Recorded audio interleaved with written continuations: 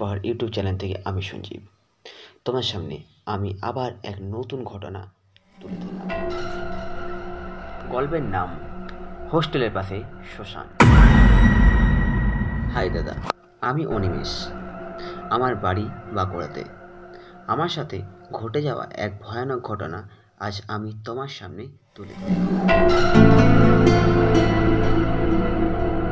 ঘটনাটা শুরু করতে চলেছি। আজ প্রায় 4 বছর আগের ঘটনা। তখন আমার বয়স 19 কি 20 প্লাস। আমি তখন কলেজে পড়ি। আমাদের হোস্টেলের পাশে এক পুরনো শ্মশান ছিল। হয়তো সেই শ্মশানটা আর এখন এতটা ব্যবহার হয় না, কারণ ওখানে কলেজ তৈরি হয়েছে বলে। শ্মশানটার চারিদিকে জঙ্গলে ভর্তি। আমরাও কোনোদিনও ওই শ্মশানের দিকে চেয়ে তাকিয়েও নেই। আজ 2 বছর ধরে এই হোস্টেলে আছি। আমার ঘুমোতে প্রায় রাত হয়ে যেত, ওই প্রায় 2-2:30। আর হবেই না কেন, কারণ কলেজের চাপ, এসব দিক থেকে পড়তে পড়তে আরও বেশি রাত হয়ে যেত। তো ঘটনাটা হচ্ছে আমাদের এক্সামের আগের দিন। আমি পড়তে পড়তে প্রায় 2:30-3টে বেজে যাই। আমার মাথাটা ধরেছিল বলে আমি হোস্টেলের ছাদে চলে যাই, কারণ এই গুমোট হওয়া এই রুম, আমার মনে হচ্ছে আমার নিঃশ্বাসটা কেউ দমকে ধরে আছে। তাই আমি ছাদে চলে যাই এবং খোলামেলা জায়গায় থাকতে বেশ পছন্দও করি। আমি ছাদে চেপে আমি আমার পকেট থেকে একটা সিগারেট বের করি। তারপর সিগারেটটা ধরিয়ে আমি চারিদিকে হাঁটাচলা করি। ছাদে চেপে বেশ তৃপ্তি হাওয়াও দিচ্ছে, অনেক সুন্দরও লাগছে। মনে হচ্ছে ছাদে এসে শুয়েই দিই, ঘুমটা তো ভালো আসবে। এই ঘুমোট একটা বন্ধ রুমের মতো আমাদের রুম, তার থেকে তো বেটার ছাদটাই। আমি চারি চতুর্দিকে ঘোরার পর আমার হঠাৎ পড়ে যায় হাত থেকে সিগারেটটা। আমি ওই সিগারেটটা না তুলে আমি আবার পকেট থেকে একটা সিগারেট বের করি। আমি যেই সময় সিগারেটটা জ্বালাবো, আমার মনে হচ্ছে কেউ যেন আমার দিকে তাকিয়ে বসে আছে। আমার হঠাৎ মনে পড়লো ওই পুরনো শ্মশানের দিকে।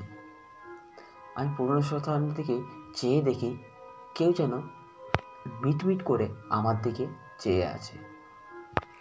অন্ধকারে এতটা বোঝায়ওনি, শুধু তার চোখগুলো জ্বলছে লাল লাল আগুনের মতো। আমি ভাবলাম হয়তো এটা কোনো জানোয়ার, কারণ রাত্রেবেলায় তাদেরই চোখ জ্বলে। আমি একটু মানছি সাহসী। আমি তার জন্য একটু কাছে গিয়ে একটু ছাদের কোন দিকে আমি দেখতে থাকি ওটা কে বা জিনিসটা কি। দেখি যে ওটা শেয়াল। এই শ্মশানের মধ্যে একটা বড় ছাতিম গাছ আছে। রাত্রের সময় দেখলে সেটা যে কোনো লোকেই ভয় পেয়ে যাবে। আমি এত সব মনোযোগ না দিয়ে আমি সিঁড়ি হয়ে নিচে নামতে থাকি। তারপর আমার মনে হলো যে আমার পিছনেও যেন কেউ হাঁটছে। আমি পিছন থেকে ঘুরে দেখি আমার পিছনে কেউই নেই। আমি নিজের ভয় কাটাতে আমি ফির ছাদে যাই। ছাদে যে যা দেখতে পাই সেটা দেখার জন্য আমি এক বিন্দুও আশা করিনি। দেখি যে ওই ছাদের কোণে কোনো এক মহিলা বসে কান্না করছে। আমার তখন গাটা ছমছম করে ওঠে। এত রাত্রে এখানে কোন মহিলা কান্না করছে? আমি আমার মোবাইলের ফ্ল্যাশ লাইটটা জ্বালিয়ে দেখতে যাই। যা দেখে আমার বমি আসতে লাগে। আমি দেখি যে তার গায়ে মাংস, হাড় সব কিছু খসে খসে পড়ে যাচ্ছে। কেমন একটা আষ্টানি পচানি একটা গন্ধ উঠছে তার গা থেকে। তাকে যেন কেউ বীভৎস ছুরি দিয়ে অনেকবার আঘাত মেরেছে। আমি কোনো কিছু না দেখে আমি সিঁড়ি হয়ে আমার রুমের দিকে চলে যাই আমি দৌড়ে। তারপর আমি যে রুমের দরজা ঠক ঠক করতে যাব, মনে হচ্ছে আমার কেউ যেন দুটো হাত ধরে আছে। সে আমাকে হাওয়ার নিমেষে আমাকে ছাদে নিয়ে চলে যায়। আমাকে বলে যে তুই এখান থেকে চলে যা তোরা, এই ছাদে কক্ষণই আসবি না তোরা, নাহলে তোর লাশ ওই পুরনো শ্মশানের পাশেই ঝুলন্ত অবস্থায় আমি টাঙিয়ে দেব। আমি চোখ মুজে হু দিয়ে আমি সিঁড়িতে নেমে যাই।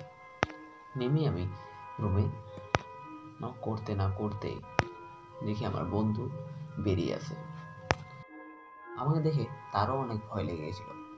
সে আমাকে অনেক কিছু প্রশ্ন করলো। আমি তাকে সেই মুহূর্তে কোনো কিছুই বলতে পারিনি। ও বুঝে যায় যে ওই পুরনো শ্মশানের ওই মহিলার বল। সকালে আমি উঠে দেখি আমার পা দুটো এবং হাত দুটো কোনো কিছুই নড়াতে পারছি না। চারি শরীরে শুধু নখের দাগ। আমার পরিবারকে আমার বন্ধু ফোন করে জানিয়ে আমার মা বাবা আমাকে নিয়ে কোনো এক ভালো ডাক্তারখানে দেখায়। তখন আমার শরীর ঠিক হয়নি। তারপর আমাকে কোনো ভালো ওঝার কাছে নিয়ে ঝাড়ফুঁক করিয়ে বাড়ি নিয়ে আসে। আমাকে আমার ফ্যামিলির লোক আর ওখানে কোনো দিনই যেতে দেয় না। আমি সেই কলেজ ছেড়ে আমি অন্য জায়গায় অ্যাডমিশন নিই। আজ ছিল অনিমেষের এই ভয়ানক এক ছোট্ট ঘটনা। যারা এমন ঘটনা জানো তারা আমাকে মেসেজ করো, ফেসবুক, ইনস্টাগ্রাম এবং ইউটিউব। মানে ভয়ানক। এখানে গল্প নয়, ঘটনা শোনানো হয়।